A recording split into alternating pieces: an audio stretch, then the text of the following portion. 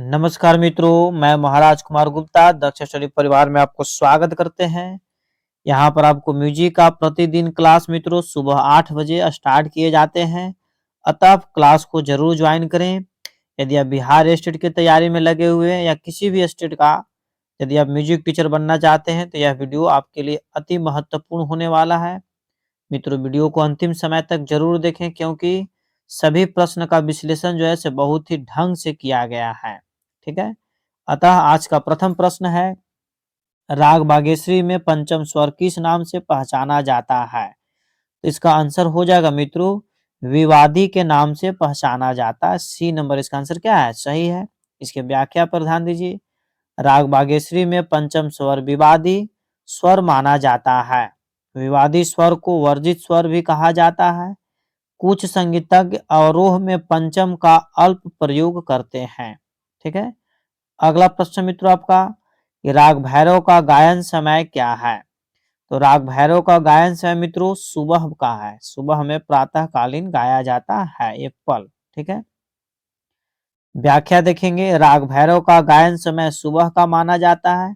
भैरव राग में 7 स्वर लगते हैं जिनमें रे ध कोमल लगते हैं। भैरव राग में ध वादी तथा रे संवादी होने के कारण यह प्रातःकालीन संधि प्रकाश राग है।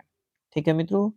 अगला क्वेश्चन देखिए, टप्पा गायक के साथ प्रायः कौन सी ताल बजती है? तो इसका आंसर हो जाएगा मित्रों, पंजाबी ताल बजती है। डॉ क्या हो जाएगा? पंजाबी ताल।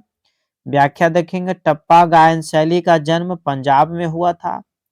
इसके साथ अगर देखा जाए तो टप्पा ताल बजाई जाती है, लेकिन पंजाबी ताल में भी बजाई जा सकती है। नेक्स्ट प्रश्न मित्रों आपका, चार ताल किस गायकी की ताल है? तो मित्रों इसका आंसर हो जाएगा ध्रुपद की है। एप्पल किसकी है? ध्रुपद की है। व्याख्या देखेंगे, ध्रुपद वीर रस प्रधान गायन शैली है। उसी के आधार पर चार ताल के ठेके की रचना हुई है, जो कि संगत में ध्रुपद गायकी को रसपूर्ण माना जाता है। ठीक है। अगला प्रश्न मित्रों आपका, भारतखंडे स्वरलिपि में सम का चिन्ह क्या है? तो मित्रों इसका आंसर हो जाएगा गुना का साइन होता है, मतलब क्रॉस। ठीक है, मतलब बॉल इसका आंसर क्या है? सही है। इसका व्याख्या, भारतखंडे स्वरलिपि में सम का चिन्ह क्रॉस का माना जाता है और यहीं से संगत करता ताल को बजाना प्रारंभ करते हैं। अगला प्रश्न मित्रों आपका, ऑडो संपूर्ण जाति कौन सा राग है? तो ऑडो संपूर्ण जाति जो आपका है मित्रों असावरी राग है। कैट इसका आंसर क्या है? सही है। व्याख्या देखेंगे, असावरी राग ऑडो संपूर्ण राग माना जाता है। असावरी राग के आरोह में ग नी स्वर वर्जित है और अवरोह से 7 स्वरों का प्रयोग होता है। जिन रागों के आरोह में 5 स्वर और अवरोह में 7 स्वर होते हैं उन्हें ऑडो संपूर्ण जाति राग माना जाता है। ठीक है मित्रों। अगला पॉइंट पर हम लोग देखेंगे, राग का वादी स्वर है।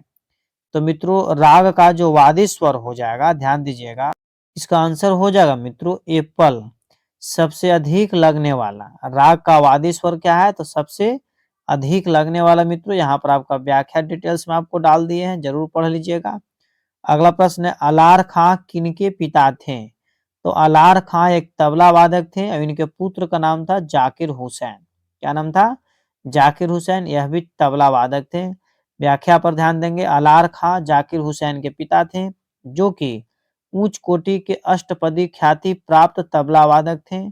आपको जन्म जो है, मतलब अलार खां का जो जन्म हुआ था पंजाब में हुआ था।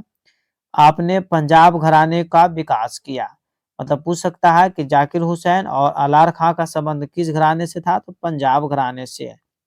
अगला प्रश्न मित्रों आपका, पहले किसका जन्म हुआ? तो मित्रों सबसे पहले जो जन्म हुआ था, छोटी ख्याल का जन्म हुआ था 14वीं शताब्दी में हुआ था। कौन सी शताब्दी में? 14वीं शताब्दी में इसका जन्म हुआ था। और छोटी ख्याल के जो जन्मदाता थे, खोजकर्ता, तो अमीर खुसरो साहब थे। कौन थे? अमीर खुसरो साहब छोटी ख्याल के जन्मदाता माने जाते हैं। आविष्कार किया था। ठीक। और 15वीं शताब्दी में सुल्तानपुर के हुसैन सरकी ने बड़े ख्याल का आविष्कार किया था। हुसैन सरकी बड़े ख्याल का आविष्कार किए थे और छोटे ख्याल का आविष्कार किसने किए थे? तो अमीर खुसरो साहब किए थे। ठीक है। अगला आपका प्रश्न मित्रों आपका कि गंभीर प्रकृति का राग कौन सा है? गंभीर प्रकृति का राग कौन सा है? तो मित्रों इसका आंसर हो जाएगा दरबारी, डॉग हो जाएगा। क्या हो जाएगा? दरबारी। ठीक है मित्रों, इस प्रकार इसका यहाँ व्याख्या आपको स्पष्ट रूप से डाल दिए, एक बार जरूर पढ़ लीजिएगा। अगला क्वेश्चन मित्रों आपका, बलवंत राय भट्ट किनके शिष्य हैं? अति महत्वपूर्ण प्रश्न आपका है। इसका आंसर हो जाएगा मित्रों विनायक राव पटवर्धन। बलवंत राय भट्ट किनके शिष्य हैं? तो विनायक राव पटवर्धन साहब के। यहाँ पर व्याख्या दिया हुआ है कि बलवंत राय भट्ट विनायक राव पटवर्धन के शिष्य हैं। अगला क्वेश्चन मित्रों आपका, सविता देवी किसके लिए प्रसिद्ध हैं? तो मित्रों आपको याद होना चाहिए कि सविता देवी का संबंध जो है से ठुमरी से है। किससे है? ठुमरी से है। अगला प्रश्न आपका है, सितार में बाज का तार किस स्वर में मिलाया जाता है? तो मित्रों इसका आंसर हो जाएगा मंद्र मध्यम में मिलाया जाता है। सी नंबर इसका आंसर क्या है? सही है। ठीक है। अगला क्वेश्चन मित्रों आपका, राग का सरगम गीत क्या दर्शाता है? राग का सरगम गीत क्या दर्शाता है? तो इसका आंसर हो जाएगा मित्रों रागांग को दर्शाता है। ये पहले इसका आंसर क्या है? सही है। ठीक है। व्याख्या देखिए, राग का सरगम, राग का सरगम गीत रागांग को दर्शाता है। सरगम के द्वारा ही राग का स्वर स्पष्ट होता है। सरगम में ही राग के वादी, संवादी, अनुवाद और विवादी स्वर प्रदर्शित होते हैं। इस प्रकार मित्रों हम लोग अगला प्रश्न पर ध्यान देंगे, रागों की पहचान किसके द्वारा होती है? तो मित्रों रागों की जो पहचान होती है स्वर के समूह के आधार पर होता है। स्वर के समूह के आधार पर होता है। ये पहले इसका आंसर क्या है? सत्य है। प्रत्येक राग में कुछ विशेष स्वर समूह होते हैं जो कि उस राग की सार्थकता को सिद्ध करते हैं। इसी के पर्याय रूप को हम पकड़ भी कहते हैं, जिससे किसी राग की पहचान होती है। अगला प्रश्न मित्रों आपका, दिलरुबा वाद्य किस प्रकार का वाद्य है? तो मित्रों जो दिलरुबा वाद्य है वो तंत्र वाद्य के अंतर्गत आता है। एप्पल आंसर क्या है? सही है। ठीक है। दिलरुबा वाद्य तंत्र वाद्य का, तंत्र वर्ग का वाद्य है। वाद्य कितने प्रकार के हैं? तो 4 प्रकार के वाद्य, 4 प्रकार के होते हैं मित्रों, तत्ववाद, सुशीलवाद, घनवाद और अवनदवाद। बार बार हम बता रहे हैं कि वाद्य, चारों वाद्य का डिटेल्स जानकारी एक हम वीडियो बना दिए, उसका डिस्क्रिप्शन में मित्रों लिंक भी दे दिए, वहां जाकर के आप एक बार जरूर देख लीजिए। ठीक है। अगला क्वेश्चन आपका है, ताल दीपचंदी प्रायः किसके साथ बजाई जाती है? तो मित्रों इसका आंसर हो जाएगा ठुमरी के साथ बजाई जाती है। कैट। ताल दीपचंदी जो है से किसके साथ बजाई जाती है? ठुमरी के साथ बजाई जाती है। इसके व्याख्या पर ध्यान दीजिए, ताल दीपचंदी मुख्यतः ठुमरी गायकी के साथ बजाई जाती है।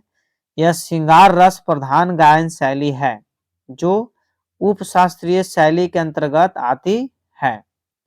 अगला क्वेश्चन है मित्रों आपका, टप्पा किस घराने की विशेषता है? तो मित्रों इसका आंसर हो जाएगा बनारस घराने की। डॉग इसका आंसर क्या है? सही है। व्याख्या देखेंगे, टप्पा बनारस घराने की विशेषता है। ख्याल गायकी के बाद टप्पा गायकी का प्रचार हुआ। टप्पा गायकी का आविष्कार मियां सौरी ने किया था। बहुत ही महत्वपूर्ण प्रश्न है कि टप्पा गायकी का आविष्कार किसने किया था? तो मियां सौरी ने किया था। अगला क्वेश्चन मित्रों आपका, कहाँ की ठुमरी प्रसिद्ध है? तो मित्रों सबको जानता है कि ठुमरी जैसे बनारस का ठुमरी जैसे प्रसिद्ध है। ध्यान देंगे हम लोग कौन कौन व्यक्ति ठुमरी से संबंधित है। बनारस घराने की ठुमरी प्रसिद्ध है। ठुमरी चंचल प्राकृतिक गायन शैली है।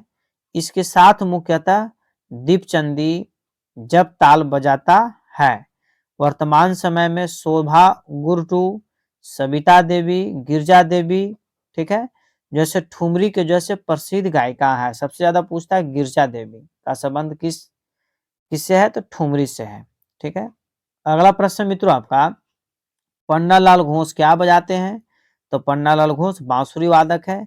बांसुरी का भी मित्रों डिटेल जानकारी हम वीडियो बना दिए हैं, एक बार जा करके। कहने का मतलब है कि सभी वाद्य यंत्रों का डिटेल जानकारी हम दे दिए हैं। आप जरूर पीडीएफ निकाल करके या फिर जैसे मेरा प्लेलिस्ट में जाकर के एक बार जरूर विजिट कीजिए।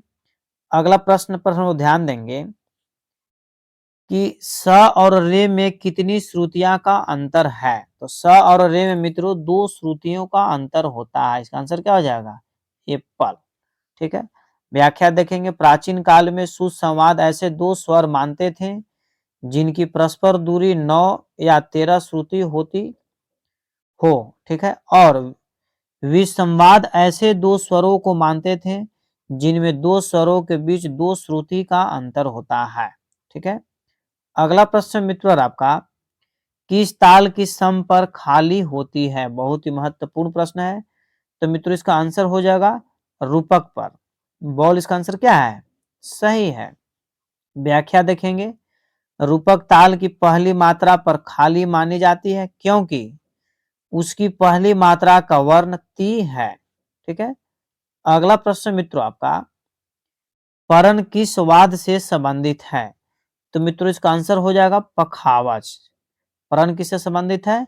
पखावज से। प से परण और प से पखावज याद आप रख सकते हैं।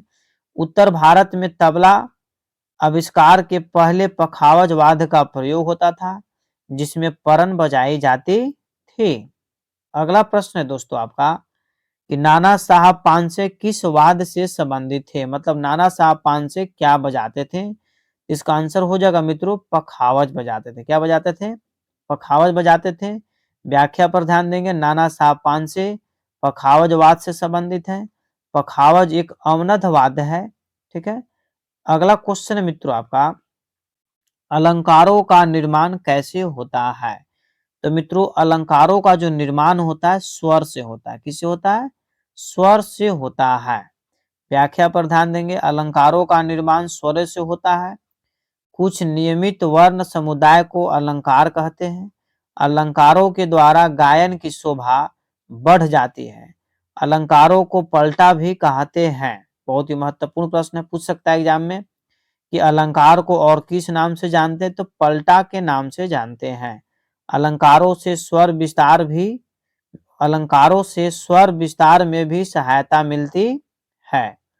अगला प्रश्न मित्रों आपका, भारत खंडे विश्वविद्यालय कहाँ स्थित है? तो मित्रों जो है से लखनऊ में स्थित है। कहाँ है? लखनऊ में स्थित है। व्याख्या पर ध्यान देंगे, भारत खंडे विश्वविद्यालय लखनऊ में स्थित है। इस विश्वविद्यालय की स्थापना विष्णु नारायण भारत खंडे जी ने की थी। इस विश्वविद्यालय में संगीत की तीनों विद्याओं को शिक्षा दी जाती है। अगला प्रश्न मित्रों आपका, राग अडाना किस सप्तक में ज्यादा रहता है? तो मित्रों इसका आंसर आपको हो जाएगा तार सप्तक में राग अडाना का प्रयोग सबसे अधिक होता है। ध्यान दीजिएगा, व्याख्या में प्रत्येक राग का अपना चलन होता है। कुछ राग मंद्र सप्तक में, कुछ मध्य सप्तक में और राग अंडाना मुख्यतः तार सप्तक में। यहाँ लिखा हुआ तार सप्तक में ज्यादा निखरता है। इस प्रकार इसका आंसर क्या है? तार सप्तक है। अगला क्वेश्चन है मित्रों आपका, पंडित ओमकार नाथ ठाकुर किनके शिष्य थे? तो मित्रों इसका आंसर आपको हो जाएगा पंडित ओमकार नाथ जो थे विष्णु दिगंबर पलुस्कर साहब के शिष्य थे। पंडित विष्णु दिगंबर पलुस्कर साहब के शिष्य थे। व्याख्या देखेंगे, पंडित ओमकार नाथ ठाकुर पंडित विष्णु दिगंबर पलुस्कर जी के शिष्य थे। आपका जन्म गुजरात में 14 जून 1857 ईस्वी में हुआ था। ठीक है। मतलब पंडित ओमकार नाथ ठाकुर का जो जन्म हुआ था 14 जून 1897 ईस्वी में हुआ था। अगला क्वेश्चन मित्रों आपका, कर्नाटक पद्धति में मुख्य ताल कितनी होती है? तो मित्रों इसका आंसर हो जाएगा 7 होती है। कर्नाटक पद्धति में मुख्य ताल कितनी होती है? तो 7 होती है। अगला क्वेश्चन मित्रों कि सियाराम तिवारी किस गायकी के लिए प्रसिद्ध थे? तो सियाराम तिवारी जो मित्रों थे ध्रुपद गायकी के लिए प्रसिद्ध थे। किस गायकी के लिए? ध्रुपद गायकी के लिए प्रसिद्ध थे मित्रों। व्याख्या देखेंगे, सियाराम तिवारी ध्रुपद गायकी के लिए प्रसिद्ध है। ध्रुपद गायकी का आविष्कार 15वीं शताब्दी में, ठीक है, ग्वालियर के राजा मानसिंह तोमर ने किया था। एग्जाम में बहुत बार पूछ चुका है कि ध्रुपद गायकी का आविष्कार किसने किया? तो मानसिंह तोमर ने किया। कब किया? तो 15वीं शताब्दी में किया। ठीक है। अगला क्वेश्चन मित्रों आपका, भावरंग लहरी किसके नाम के साथ जुड़ा है? भावरंग लहरी किसके नाम के साथ जुड़ा है। तो इसका आंसर मित्रों हो जाएगा आपको, तो इसका आंसर हो जाएगा मित्रों पंडित बलवंत राय भट्ट। क्या हो जाएगा? पंडित बलवंत राय भट्ट है। अगला क्वेश्चन मित्रों आपका, प्रणव भारती के लेखक का नाम है, मतलब प्रणव भारती किताब है उसको किसने लिखा? तो मित्रों इसका आंसर हो जाएगा पंडित ओमकार नाथ ठाकुर। पंडित ओमकार नाथ ठाकुर। व्याख्या पर ध्यान दीजिए। प्रणव भारती पुस्तक के लेखक है पंडित ओमकार नाथ ठाकुर। ठीक है। आपके गुरु विष्णु दिगंबर पलुस्कर जी हैं। पूछ सकता है कि पंडित ओमकार नाथ ठाकुर के गुरु कौन है? तो विष्णु दिगंबर पलुस्कर साहब। ओमकार नाथ ठाकुर जी के प्रमुख पुस्तकों में प्रणव भारती और संगीतांजलि विशेष उल्लेखनीय है। मतलब प्रणव भारती और संगीतांजलि के लेखक कौन है? ओमकार नाथ ठाकुर। और ओमकार नाथ ठाकुर के गुरु कौन थे? तो विष्णु दिगंबर पलुस्कर साहब है। अगला प्रश्न है दोस्तों आपका, स और रे में कितनी श्रुतियां का अंतर है? तो मित्रों इसका आंसर आपको हो जाएगा 2। मतलब एप्पल इसका आंसर क्या है? सही है। स्वर और रे में कितनी श्रुतियां का अंतर है? तो 2 श्रुतियों का अंतर है। मित्रों इसका यहाँ पर विशेषज्ञ तरीका से व्याख्या इसको हम डाल दिए हैं, एक बार जरूर पढ़ लीजिएगा। अगला क्वेश्चन है कि बाला साहिब पूंछ वाले किस गायकी के लिए प्रसिद्ध थे? अति महत्वपूर्ण प्रश्न आपका है कि बाला साहिब पूंछ वाले किस गायकी के लिए प्रसिद्ध थे? तो मित्रों इसका आंसर हो जाएगा ख्याल गायकी के लिए प्रसिद्ध थे। किसके लिए प्रसिद्ध थे? ख्याल गायकी के लिए मित्रों प्रसिद्ध थे। इसका व्याख्या देखेंगे मित्रों हम लोग। बाला साहेब पूंछ वाले, ठीक है, पूंछ वाले ख्याल गायकी के लिए प्रसिद्ध थे। ग्वालियर घराना ख्याल गायन के लिए प्रसिद्ध है। ठीक है। अगला क्वेश्चन हम लोग बच्चों ध्यान देंगे बारीकी से। त्यागराज भारत के किस भाग से थे? तो इसका आंसर मित्रों हो जाएगा दक्षिण भारत से थे। ठीक है। कहां से थे? दक्षिण भारत से थे। इसका बॉल आंसर क्या है? सही है। ठीक है। अगला क्वेश्चन पर मित्रों ध्यान दीजिएगा बारीकी से। प्रारंभ में कितने ग्राम थे? प्रारंभ में इसका आंसर मित्रों हो जाएगा आपको प्रारंभ में 3 ग्राम थे। तीनों ग्राम का मित्रों आपको हम स्पष्ट रूप से जानकारी दे रहे हैं कौन कौन थे, ध्यान दीजिएगा। प्रारंभ में 3 ग्राम थे। पहला था षडज ग्राम, दूसरा का मध्यम ग्राम और तीसरा का गंधार ग्राम। भरत मुनि ने 2 ही ग्राम का वर्णन किया है। पूछ सकता है कि भरत मुनि के अनुसार कितने ग्राम का वर्णन किया गया? तो 2 ग्राम का। पहला षडज ग्राम और दूसरा का मध्यम ग्राम। ठीक है। गंधार ग्राम को लुप्त कर दिए थे। ठीक है मित्रों। अगला क्वेश्चन पर हम लोग बारीकी से ध्यान देंगे। सभी शुद्ध स्वर से निर्मित राग है। सभी शुद्ध स्वरों से निर्मित राग है। तो मित्रों इसका आंसर हो जाएगा यमन। क्या हो जाएगा? यमन राग। ठीक है। इसका व्याख्या पर दोस्तों हम लोग ध्यान देंगे। यमन राग में तीव्र म का प्रयोग होता है। खमाज राग के आरोह में रे का प्रयोग नहीं होता है। बिलावल राग में सभी शुद्ध स्वरों का प्रयोग होता है। अगला क्वेश्चन है मित्रों, राग यमन का संवादी स्वर क्या है? तो मित्रों राग यमन का जो संवादी स्वर है वो नी है। क्या है? नी है। राग यमन का संवादी स्वर जो है नी है। ठीक है। इसका व्याख्या पर मित्रों ध्यान दीजिए। यमन राग में ग वादी नी संवादी स्वर होता है। यह कल्याण थाट का राग है। जाति साडव साडव और गायन समय रात्रि का प्रथम प्रहर है। आपसे पूछ सकता है कि यमन राग की जाति क्या है? तो साडव साडव जाति है। और यमन राग की गायन का समय क्या है? तो रात्रि का प्रथम प्रहर है। और संगीत में प्रहर कितने होते हैं? तो 8 होते हैं। अगला प्रश्न पर मित्रों हम लोग ध्यान देंगे। अमजद अली किस वाद्य को बजाते थे? ठीक है। या फिर अमजद अली खां किस वाद्य को बजाते हैं? तो मित्रों इसका आंसर आपको हो जाएगा सरोद वादक ही है। क्या है? सरोद वादक है। अमजद अली खां क्या बजाते हैं? तो सरोद बजाते हैं। ध्यान दीजिएगा मित्रों इसको व्याख्या पर। अमजद अली खां सरोद वाद्य बजाते हैं। ठीक है। अगला आपका प्रश्न है दोस्तों, पंडित रविशंकर किनके शिष्य थे? अति महत्वपूर्ण आपका प्रश्न है। पंडित रविशंकर किनके शिष्य थे? तो इसका आंसर हो जाएगा उस्ताद अलाउद्दीन खां के शिष्य थे। ठीक है। व्याख्या पर मित्रों ध्यान दीजिए। पंडित रविशंकर उस्ताद अलाउद्दीन खां के शिष्य थे। पंडित रविशंकर ने केवल भारत के अपितु अंतर्राष्ट्रीय जगत के शीर्षस्थ सितार वादक हैं। मतलब पंडित रविशंकर क्या बजाते हैं, तो सितार वादक हैं। यहाँ पर जिक्र आपको कर दिया गया। और पंडित रविशंकर के गुरु कौन थे, तो उस्ताद अलाउद्दीन खां। अगला प्रश्न आपका है कि गायन के ख्याल का वादन प्राय क्या है। तो मित्रों इसका आंसर हो जाएगा, तो इसका आंसर मित्रों गत हो जाएगा। क्या हो जाएगा, गत मतलब डॉग। इसका आंसर क्या है, सही है। ध्यान दीजिए, जिस प्रकार गायन में ख्याल शैली का महत्व होता है, उसी प्रकार वादन में किसका महत्व होता है, तो गत का होता है। ख्याल मित्रों दो प्रकार के होते हैं, छोटा ख्याल और बड़ा ख्याल। पूछ सकता है कि ख्याल कितने प्रकार के हैं, तो दो प्रकार के हैं। एक को बोलते हैं छोटा ख्याल, दूसरा को बोलते हैं बड़ा ख्याल। छोटा ख्याल का आविष्कार जो आपको थे, आविष्कारक थे अमीर खुसरो साहब थे। और बड़ा ख्याल के जो आविष्कारक थे सुल्तान सर्की थे। ठीक है, इस प्रकार मित्रों हम लोग अगला प्रश्न पर ध्यान देंगे। बिना सारिका की बिना का नाम है। बिना सारिका की बिना का नाम है। तो मित्रों इसका आंसर आपको हो, इनमें से कोई नहीं। डी इसका आंसर क्या है, सही है। इसका व्याख्या देखिए मित्रों, आपको बता देना चाहते हैं कि रुद्र बिना, तंजौर बिना और विचित्र बिना में सारिका होती है।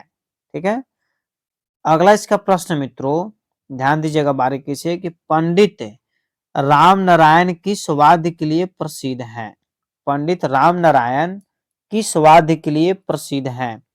तो मित्रों इसका आंसर आपको हो जाएगा सारंगी के लिए प्रसिद्ध है। पंडित राम नारायण क्या बजाते हैं, सारंगी बजाते हैं। इसकी व्याख्या पर हम लोग ध्यान देंगे। पंडित राम नारायण सारंगी वाद्य के लिए प्रसिद्ध है। सारंगी एक तंत्र वाद्य है जिसे गज से बजाया जाता है। पूछ सकता है एग्जाम में कि सारंगी किससे बजाया जाता है, तो गज से बजाया जाता है। सारंगी कैसा वाद्य है, तो तंत्र वाद्य है। अगला प्रश्न मित्रों आपका कि तबले में संगत सम्राट की पदवी किनको प्राप्त है। मतलब तबले में संगत सम्राट की पदवी किनको प्राप्त है, तो मित्रों इसका आंसर हो जाएगा अहमद जॉन थिरकुआ को, ये पल। ठीक है, अहमद जॉन थिरकुआ को संगत सम्राट की पदवी प्राप्त है। व्याख्या पर ध्यान दीजिए। तबले में संगत सम्राट की पदवी अहमद जॉन थिरकुआ को प्राप्त है। आपने संगीत की शिक्षा मेरठ निवास से, ठीक है, उस्ताद मुनीर खान से प्राप्त की। मतलब पूछ सकता है कि अहमद जॉन थिरकुआ के गुरु कौन थे, उस्ताद मुनीर खां। ठीक है मित्रों, अगला आपका प्रश्न है कंठे महाराज के शिष्य का क्या नाम था। मतलब कंठे महाराज के शिष्य इनमें से कौन थे, तो इसका आंसर हो जाएगा मित्रों कंठे महाराज के शिष्य का क्या नाम था, तो किशन महाराज है। क्या है, किशन महाराज। कंठे महाराज के शिष्य का नाम क्या है, तो किशन महाराज। कंठे महाराज के शिष्य का नाम किशन महाराज है। किशन महाराज बनारस बाज बजाते थे। ठीक है, बहुत ही देखिए ध्यान दीजिएगा, किशन महाराज बनारस बाज बजाते थे। आपका जन्म 3 सितंबर 1923 ईस्वी को कृष्ण जन्माष्टमी के दिन हुआ था। ठीक है, इनका जन्म उत्सव प्रतिवर्ष जो है कृष्ण जन्माष्टमी के दिन ही मनाया जाता है। ये छोटा डेट नहीं देख करके मित्रों, कृष्ण जन्माष्टमी हिंदू कैलेंडर के अनुसार मनाया जाता है प्रतिवर्ष। अगला प्रश्न है दोस्तों आपका, पागल दास क्या बजाते थे। तो मित्रों सबसे पहले हम आपको ये बताना चाहते हैं कि पागल दास का जो रियल नाम था स्वामी राम शंकर दास था। स्वामी राम शंकर दास था। ठीक है, तो पागल दास जो थे मित्रों यह पखावज बजाते थे। क्या बजाते थे, मतलब पखावज बजाने में इतना ज्यादा माहिर थे कि लोग इनको पखावज का पागल दास इनको बोलने लगा था। ठीक है, पुकारू नाम हो गया था। पागल दास पखावज वाद्य बजाते थे। पागल दास का पूरा नाम स्वामी रामशंकर दास है। आपका जन्म जो है, पागल दास का जो जन्म है 15 अगस्त 1920 ईस्वी को देवरिया जिला के मंझौली नामक गांव में हुआ था, यूपी में हुआ था। कहाँ हुआ था, यूपी मतलब उत्तर प्रदेश है। अगला प्रश्न मित्रों आपका, कि वाद्य में तरब लगाने का क्या उद्देश्य है।